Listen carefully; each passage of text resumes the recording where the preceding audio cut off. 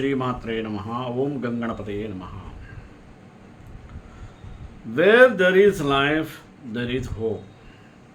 It's one of the proverb applies to our livelihood, our life. Everyone lives on this earth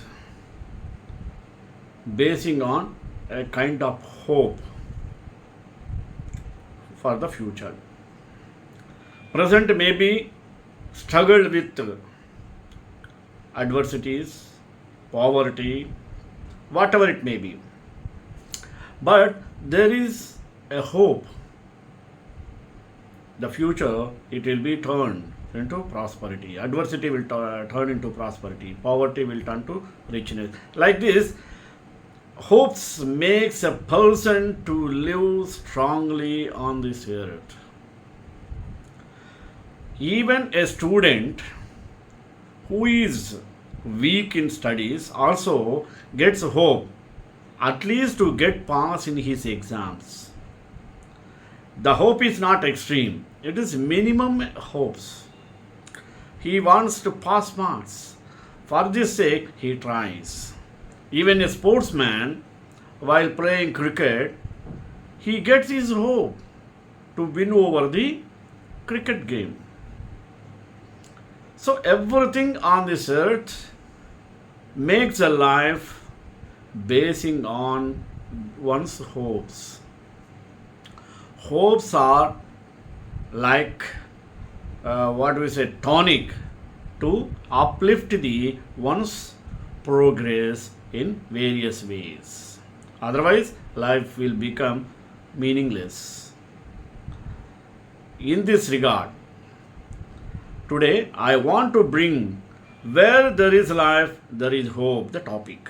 Let us start with prayer.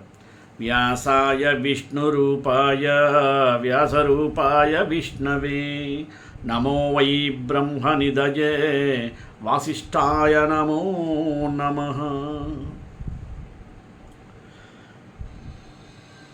Even Bhagavad Gita teaches us wherever there is a life, there is a hope. Let us start. Nihatya dhartra rasanaha ka priti syad janardana papameva shrayedasmat hatvaita natatayinaha tasmannarha vayam hantum datra rashtran swabandhavan swajanam hikatam hatva Sukina Syama Madhava. In the Kurukshetra battle, Arjuna, seeing all his elderly people, Bhishma, Dronacharya and other relatives, he fed. He failed to fight with them. At this time, Lord Krishna gave advice in the form of Gitopadesa. That became Bhagavad Gita later words. O maintainer of all living entities, what pleasure will be derived from killing the sons of Dhritarashtra? Even though they may be aggressors, sin will certainly come upon us if we stay them. Hence, it does not behoove us to kill our own cousins, the sons of Dhritarashtra and friends. O Madhava, how can we hope to be happy by killing our own kinsmen? See how Arjuna laments. Similar to the previous verses, Arjuna continues to explicate his unwillingness to kill his relatives by using the words even though again. Addressing Sri Krishna as Janardana, sustainer of the populace, he said, even though I am aware that they are willing to attack us, I feel it would be a sin to kill my uncle Dhritarashtra's sons. Then addressing him as Madhava, goddess Lakshmi's husband, Arjuna said, "It is not proper on our part to kill our cousins and relatives. How can we ever be happy by doing such a deed? Under most circumstances, killing or taking someone's life is considered a grave sin, which subsequently causes guilt and repentance. The Vedas state, Mahimsyat sarva bhutani. Do not kill any living being unless absolutely necessary. In an extreme situation, violence in any form is a sin, and non violence a superior virtue. In Arjuna's case, even though the enemy's wrong deeds were unpardonable, he was not willing to kill them, considering it to be the immoral. However, according to Vasishta Smriti, under 6 circumstances, it is acceptable to kill in order to protect themselves from such enemies who have set fire to their property, try to poison them, conspire to murder, loot their wealth, kidnap or dishonest their women, or siege their kingdom. Even the Manusmriti mentions that it is not considered a sin if someone kills an attacker in self defense. This is an extremely popular verse of Bhagavad Gita, so much so that even most school children in India are familiar with it. It offers a deep insight into the proper spirit of work and is often quoted whenever the topic of Karma Yoga is discussed. The verse gives 4 instructions regarding the science of work. Do your duty, but do not concern yourself with the result. Karmanyevadhikaraste ma phaleshu kadachana. The fruits of your actions are not for your enjoyment. Even while working, give up the pride of doership. Do not be attached to inaction. Ma karma palaheturbhu mate sangostva karmani inaction. Do your duty, but do not concern yourself with the results. We have the right to do our duty, but the results are not dependent only upon our efforts. A number of factors come into in determining the results. Our efforts, destiny, the will of God, the efforts of others, the cumulative karmas of the people involved, the place and situation, etc. Now, if we become anxious for results, we will experience anxiety whenever they are not according to our expectations. So, Lord Krishna advises Arjuna to give up concern for the results. We are able to focus entirely on our efforts, and the results is even better than before. The fruits of your actions are not for your enjoyment. To perform actions is an integral part of human nature.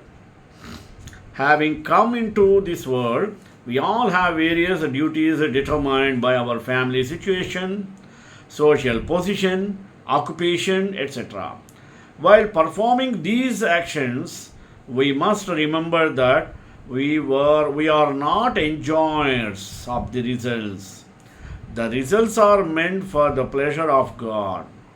The individual soul is a tiny part of God, and hence our inherent nature is to serve Him through all our actions. दासभूतमिदं तस्य जगस्तावरजङ्गमं श्रीमन्नारायणस्वामी जगतां प्रभुरीश्वरः. God is the master of the entire creation. All moving and non-moving beings are his servants. Material consciousness is characterized by the following manner of thoughts. I am the proprietor of all that I possess. It is all meant for my enjoyment. I have the right to enhance my passions and maximize my enjoyment. The reverse of this is spiritual consciousness, which is characterized by thoughts such as God is the owner and the enjoyer of the entire world. I am merely his selfless servant. I must use all that I have in the service of God. Accordingly, Lord Krishna instructs Arjuna not to think of himself as the enjoyer of the fruit of his actions. Even while working, give up the pride of doership. Lord Krishna wants Arjuna to give up kartrutvabhimana or the ego of being the doer. He instructs Arjuna never to chase after preconceived motives attached to his actions, nor consider himself as the cause of the results of his actions. However, when we perform actions, then why should we not consider ourselves as the doers of those actions? The reason is that our senses, mind, and intellectual are inert. God energizes them with his power and puts them at our disposal. As a result, only with the help of the power we receive from him, we are able to work. For example, the tongs in the kitchen are inactive by themselves, but they get energized by someone's hand, and then they perform even difficult tasks such as lifting, burning coal, etc. Now, if we say that the tongues are doers of actions, it will be inaccurate. If the hand did not energize them, what would they be able to do? They would merely lie inert on the table. Similarly, if God did not supply our body, mind, soul, mechanism with the power to perform actions, we could have done nothing. Thus, we must give up the ego of doing, remembering that God is the only source of the power by which we perform all our actions. Yatkritam yatkarishyami tatsarvam na maya kritam tvaya kritam tu palabhuk tvameva madhusudhana. Whatever I have achieved and whatever I wish to achieve, I am not the doer of these. O Madhusudana, you are the real doer, and you alone are the enjoyer of their results.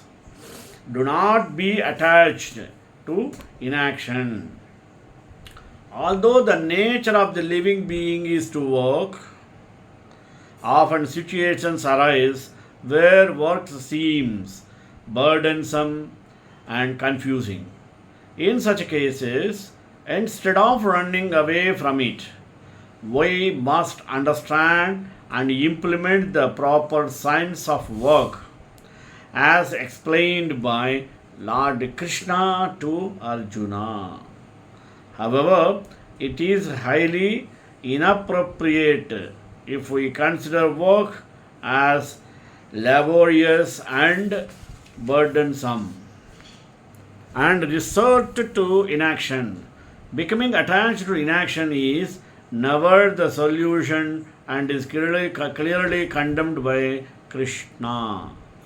Every day, the overwhelming second wave of the pandemic exacts a terrible toll and brings in its wake insurmountable difficulties and unfathomable uncertainty. But as the virus mutates, so must our ability to face it.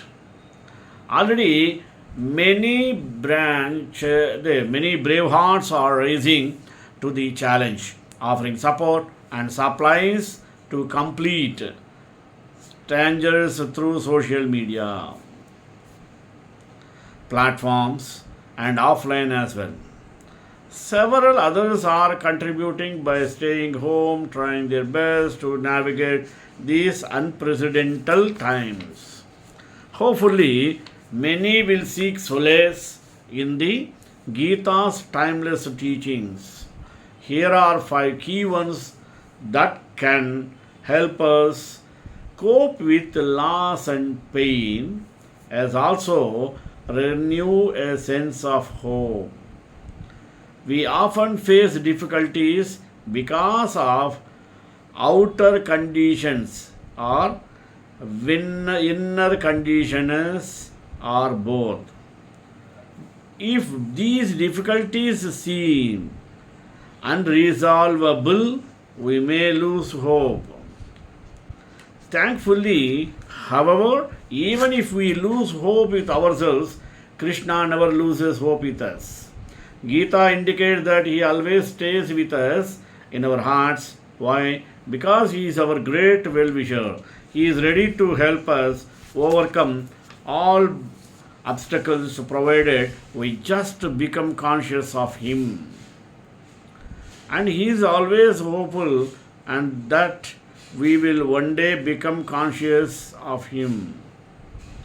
That is why he stays unflinchingly with us as our indwelling companions. Utility of Krishna consciousness. When we face hopeless seeming conditions, we can tolerate, transform, or transcend them. To choose properly among inner calmness and clarity. We can get these by becoming conscious. Krishna, for such consciousness, reminds us that he can and will bring good even of the worst situations. We just need to keep doing our part in a mood of service to him. Similarly, when our conditionings make us feel hopeless, we can remember that Krishna is unflinchingly committed to helping us overcome those conditionings. He is all pure and all purifying. If we just become conscious of him as much as we can, we will slowly but surely become purified. In our inner battle, we are not alone. We have Almighty Krishna with us and he will always be with us. Even if we blunder grievously, he does not forsake us.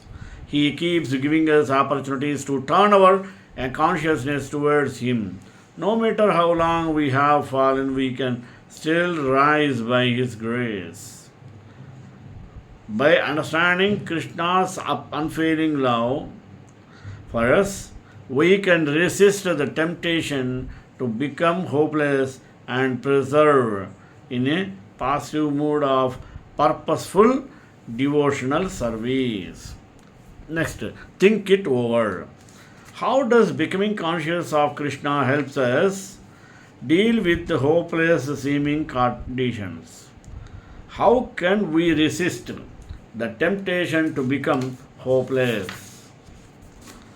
How does becoming conscious of Krishna help us deal with our inner conditioning. Happiness derived from combination of the self senses and the sense object usually always cause a distress and should be avoided by all means. That person realizes a peace whose relinquishing all desires exists without craving and is identified with the smallest uh, mortal ego and its sense of mindness.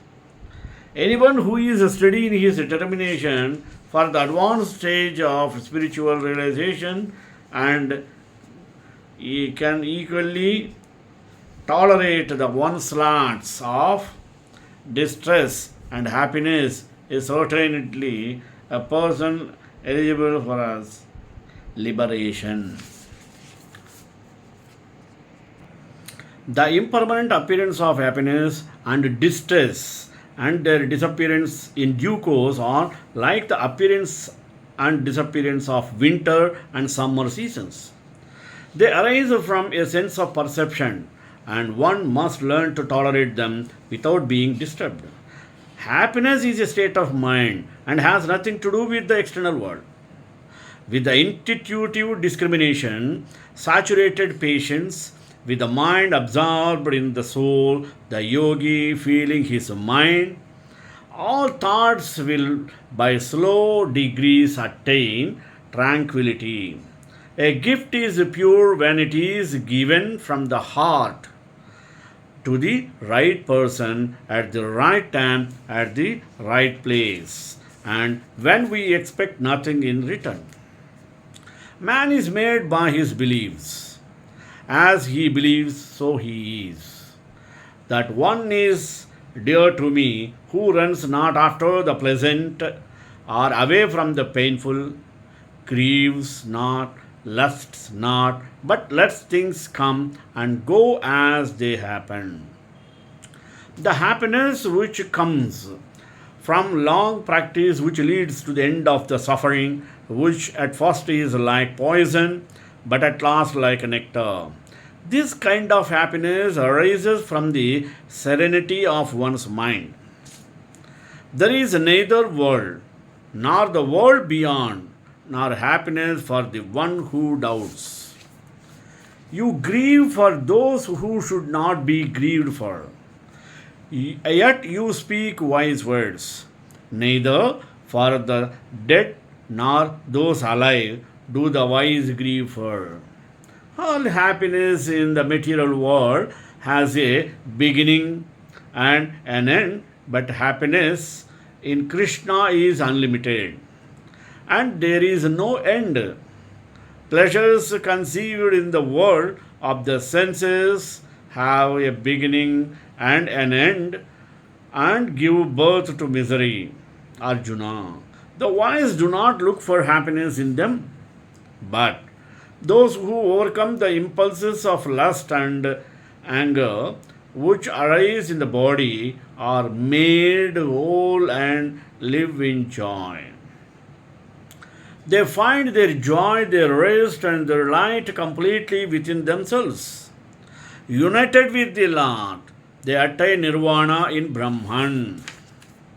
There are three gates to this self destructive hell: lust, anger, and greed. Renounce these three.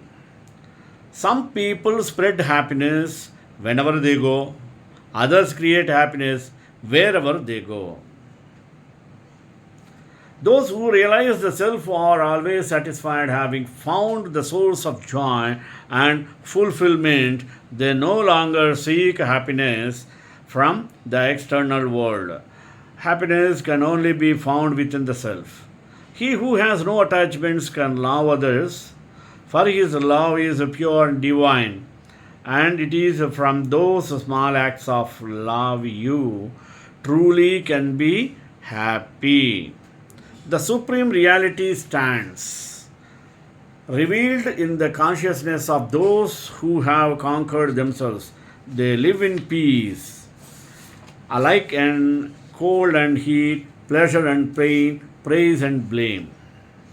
Free from all thoughts of I and mine, a man finds absolute peace. Meet this transient world with neither grasping nor fear. Trust the unfolding of life. And you will attain true serenity. You came here empty handed, and so until you leave. What is yours today belongs to someone else tomorrow or yesterday. And tomorrow someone else will call it is. The person who is not disturbed by happiness and distress and is steady in both is certainly eligible for liberation. Happiness is not the soul. The soul can never be cut to pieces, nor burned by fire, nor moistened by water, or withered by the wind. Make it easy for yourself to get organized and live in the moment. Your day to day activities should not steal your happiness. Little by little, though patience and repeated effort, the mind will become still in self. One has to learn tolerance in the face of dualities such as happiness or distress or cold and warm, and by tolerating such dualities, become free from anxiety or regarding gain and loss. There is neither self knowledge nor self perception. There is no peace, and without peace, there can be no happiness. Do your work with the welfare of others always in mind. Delusion arises from anger. The mind is bewildered by delusion. Reasoning is destroyed when the mind is bewildered. One falls down when reasoning is destroyed.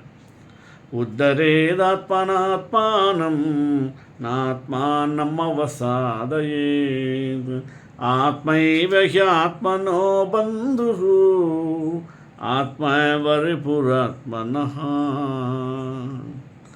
Elevate yourself through the power of your mind and not degrade yourself, for the mind can be the friend and also the enemy of the self. A lot of students lack concentration due to the distraction around them. Digital distractions are everywhere we look: WhatsApp, Instagram, Facebook, and other social media platforms that are just a click away.